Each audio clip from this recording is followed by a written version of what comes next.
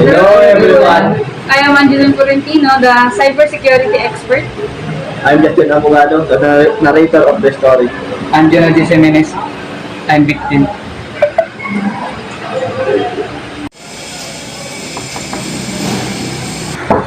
Pasok.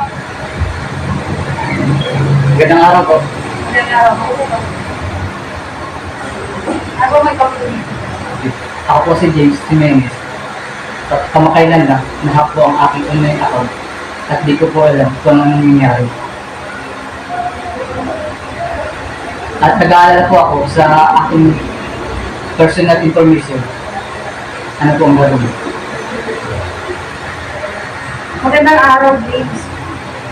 Ako ay isang cybersecurity expert at tutulungan kita sa problema.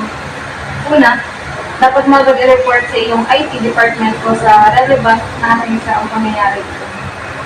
Kailangan din baguhin ang lahat ng mga password ng mga access credential na maaaring na-compromise.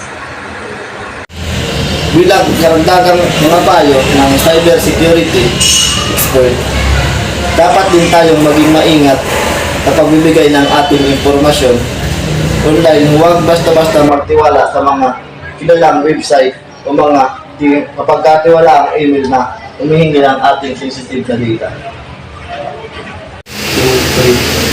Naiintindihan ko na ngayon kung paano ko mapapalagaan ang aking personal na informasyon at kung ano ang mga hakbang dapat kong gawin sakali akong mabiktima ng data privacy breach.